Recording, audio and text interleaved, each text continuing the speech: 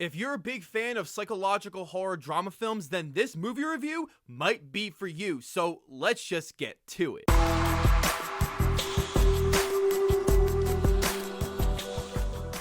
Welcome back, film fans. This is Brad from Let's Be Real Brad, and today on the channel, I want to talk to you guys about the brand new internationally co-produced psychological horror drama film called You Won't Be Alone. You Won't Be Alone is written and directed by Goran Stolevski and his feature film debut. The plot centers on an isolated mountain village in 19th century Macedonia. A young girl is kidnapped and then transformed into a witch by an ancient spirit. So I had the pleasure of checking out this film early at the Boston Underground Film Festival a couple of days ago. I did not enjoy the movie when I first watched it, but I had to take a couple of days to think about it because I did find this film to be very unique, interesting, and very fresh for the psychological horror subgenre. And I also think that this movie isn't a typical horror film that we are used to seeing. After taking a couple of days to think about this film, I have to say that this is a good movie. This film goes in many directions you might not expect for this type of film, as it feels very original and very unpredictable at times. As much as this movie is way too long and very boring, I was really interested to see where this movie was going to end up next, because the movie just has this weird vibe to it where you're trying to figure out what's the point of the story, where are our characters going, and how will this movie finish. And I do think that this movie progressively gets better as it goes along. So I really think if I went back to watch this movie in a couple years from now, I think I would enjoy this movie even more. So let's just dive right into my positives first, and I do have to start with the performances here, as I thought everyone in the film did a great job. Even though this film doesn't have a lot of dialogue, I did find that the body language and the performances of these actors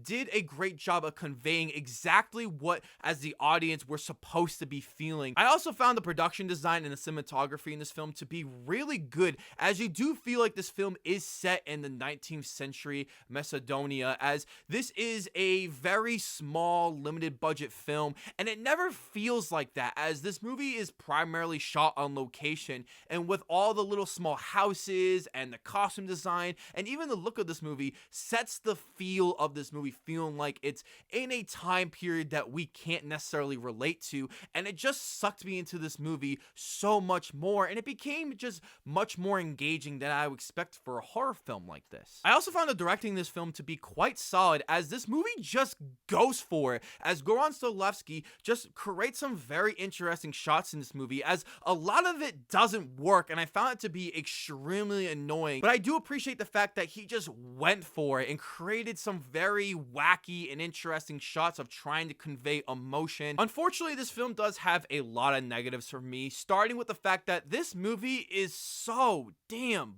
boring. I am a massive fan of slow-paced films, as I think some of the best films of all time are slow-paced films, but unfortunately this movie just feels way too slow, and I think it's because that we don't care about our characters, as they are poorly written in this film, and there's nothing for me to latch onto. I know this film is going for a more metaphorical, thematic type of film, where it's about the messages that this film's trying to bring, but if your characters are so wooden and uninteresting, and even the side characters add nothing to this movie, then I just don't feel emotionally involved at any point in this movie. And when the film just feels so slow, as this movie clocks in as an hour and 48 minutes, you just want the movie to end, and when that happens, then you're just not gonna enjoy the movie anymore. But the biggest negative of this movie has got to be how inappropriately used the score is in this film, as the score in itself is really good, and I think it is very beautiful, but unfortunately, the way the score is used is so annoying